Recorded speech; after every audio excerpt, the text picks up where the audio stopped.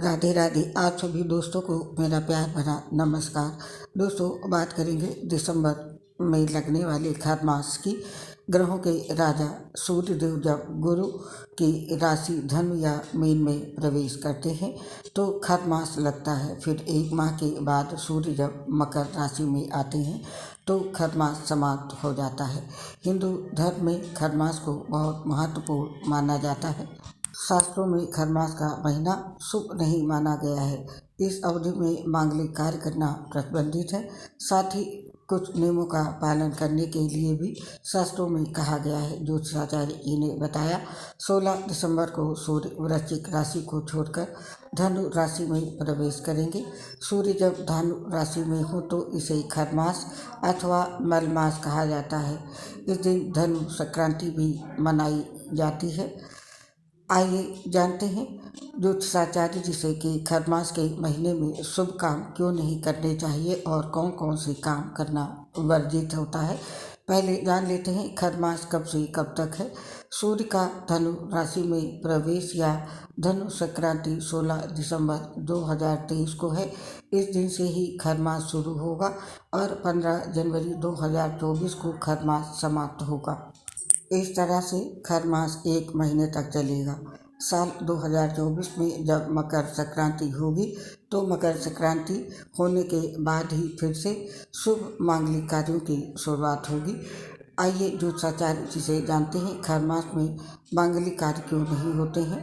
ज्योतिष के जानकारों के अनुसार सूर्य जब गुरु की राशि धन और मीन में प्रवेश करते हैं तो वह अपने गुरु की सेवा में लग जाते हैं और उनका प्रभाव कम हो जाता है। यही वजह है कि इस वक्त कोई भी शुभ कार्य नहीं होता। ये भी माना जाता है खर मास के दौरान गुरु का बल भी कमज़ोर हो जाता है और शुभ कार्य के वक्त सूर्य और गुरु दोनों का ही शुभ स्थिति में होना जरूरी है। इस वजह से खर मास में कोई शुभ कार्य नहीं किया जाता। ज्योतिषाचार्य जी ने आगे बताया कि नियम के विरुद्ध कार्य ना करें। उन्होंने ये भी बताया कि धनु संक्रांति से लेकर मकर संक्रांति से पूर्व तक सूर्य धीमी गति से चलता है और इस समय में बृहस्पति ग्रह का प्रभाव भी कम हो जाता है। इस वजह से खर मास में कोई भी मांगलिक कार्य नहीं होता है और नियम के विरुद्ध जाकर अगर कोई इस अवधि के दौरान विवाह कर भी लेता है तो इससे दाम्पत्य जीवन पर बुरा असर पड़ता है। आइए जानते हैं खर मास के दौरान कौन कौन से काम हमें नहीं करने चाहिए और इस दौरान कौन से काम हमें ज़रूर करने चाहिए। जानते हैं कौन से काम ना करें। खर मास को एक अशुभ फल प्रदान करने वाला समय माना जाता है। ऐसे में आपको कोई बिजनेस, नया प्रोजेक्ट या कोई नया काम शुरू नहीं करना चाहिए। इसके साथ ही खर मास में किसी भी प्रकार का शुभ कार्य वर्जित है। खर मास में कोई भी शुभ कार्य जैसे शादी विवाह संपन्न नहीं होते। दरअसल इस दौरान की गई शादियों में नव विवाहित जोड़ों को ग्रहों का शुभ फल नहीं मिलता है और खर मास में सिर्फ विवाह ही नहीं बल्कि सगाई, गृह प्रवेश, जनेऊ और मुंडन जैसे कार्य भी नहीं करने चाहिए।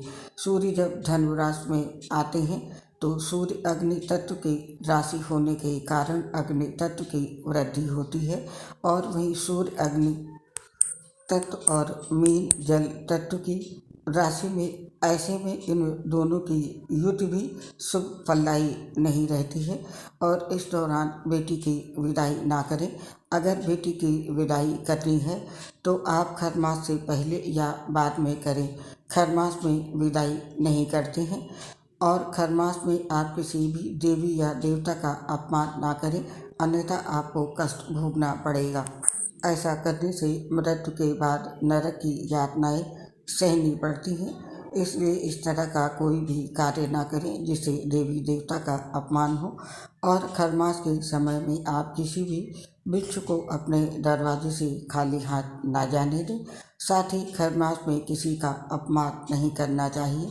ऐसा करने पर आपको सूर्य और गुरु ग्रह के दुष्प्रभाव झेलने पड़ सकते हैं। खर मास के दौरान नए घर में प्रवेश ना करें। खर मास में नए घर में प्रवेश भी नहीं किया जाता है। ऐसा करने से दोष लगता है और घर में रहने वाले लोगों का जीवन तनाव में कटता है। इसके साथ ही खैर मास में किसी प्रकार के नए व्यापार का आरंभ भी नहीं करना चाहिए।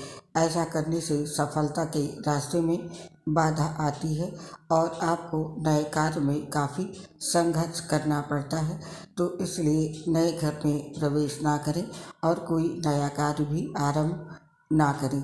इसके साथ ही खर मास में नए घर का निर्माण कार्य भी शुरू नहीं करवाना चाहिए। इसके अलावा यदि आप नया घर खरीदने का मन बना रहे हो तो ऐसा करने से बचें।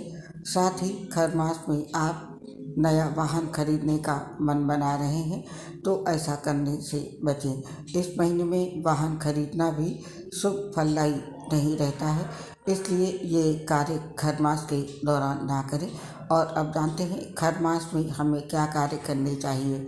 हिंदू धार्मिक मान्यताओं के अनुसार खर मास पौष माह में होता है। यह माह सूर्य का है, इस वजह से आपको सूर्य देव की पूजा प्रतिदिन करनी चाहिए। नियमित तौर पर स्नान के बाद सूर्य देव को जल अर्पित करें और सूर्य मंत्र का जाप करें। इसके साथ ही खर मास में भगवान श्री हरि और भगवान श्री कृष्ण की पूजा करनी चाहिए। इससे आपके कष्ट दूर होंगे और मनोकामनाएं पूरी होंगी। साथ ही गुरु ग्रह की पूजा भी खर मास में विशेष रूप से करनी चाहिए। इस समय उसका प्रभाव कम होता है। देव गुरु बृहस्पति की पूजा और उनके मंत्रों का जाप करने से आपको सफलता और मान सम्मान मिलता है। खर मास में आप सत्यनारायण भगवान की कथा सुनते हैं या पढ़ते हैं तो इसका शुभ असर आपके साथ आपके परिवार को भी मिलता है।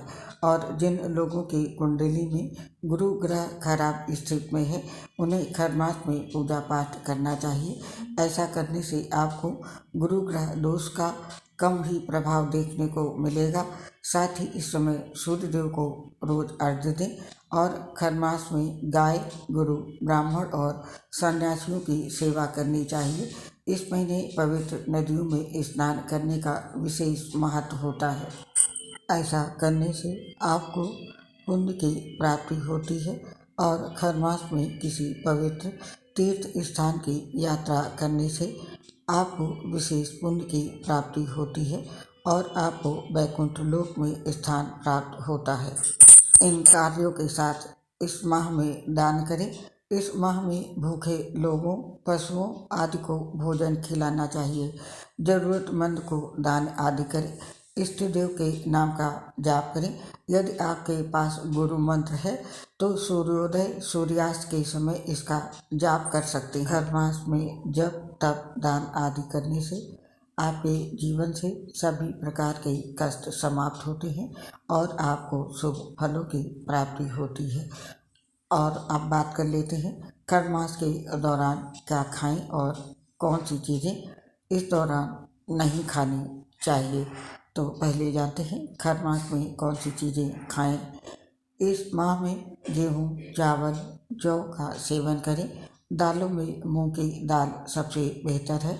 सब्जियों में हरी सब्जियां और मटर आदि खाना अच्छा है। इस माह में तिल का सेवन भी कर सकते हैं। खाने में सेंधा नमक का प्रयोग करें। और अब जानते हैं खर मास में कौन सी चीज़ें नहीं खानी चाहिए। इस माह तामसिक भोजन से बचें। तामसिक भोजन गरिष्ठ होता है और इसे पचाने के लिए शरीर को काफ़ी मेहनत करनी पड़ती है। यानी तामसिक भोजन पचाने में शरीर की ज़्यादा ऊर्जा खर्च होती है। मल मास के महीने में उड़द, मसूर की दाल से परहेज करना चाहिए। बैंगन, फूल गोभी, मूली और पत्ता गोभी भी कम ही खाएं और इसके अलावा मांस, मदिरा और धूम्रपान आदि से पूरी तरह से परहेज करें।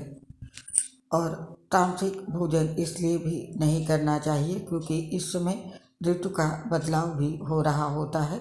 तो ऐसे में तामसिक भोजन से दूरी बनाकर रखें क्योंकि आपकी सेहत पर इसका बुरा प्रभाव पड़ सकता है। तो दोस्तों आपने जाना खर मास के दौरान क्या करना चाहिए, क्या नहीं करना चाहिए, क्या खाना चाहिए और क्या नहीं खाना चाहिए। अब आप हमें इस पोस्ट को समाप्त करने की आज्ञा दीजिए। आपसे फिर शीघ्र मिलेंगे ऐसी ही किसी धार्मिक शास्त्रों की बातों के साथ। तब तक आप सभी अपना ध्यान रखें, खुश रहें, प्रसन्न रहें। दोस्तों, आपसे अपनी एक प्रॉब्लम शेयर करें। हम लीवर सूसिस सहित गंभीर बीमारियों से पीड़ित हैं, जिसकी वजह से पोस्ट बनाने में काफ़ी दिक्कत आती है। सांस फूलने की वजह से आवाज़ भी सही नहीं आ पाती है। इसके लिए हमें क्षमा करें और अपना सहयोग हमारे साथ बनाए रखें। उम्मीद है आप अपना साथ हमें ज़रूर देंगे। इसके लिए आप सभी का हृदय से बहुत बहुत धन्यवाद।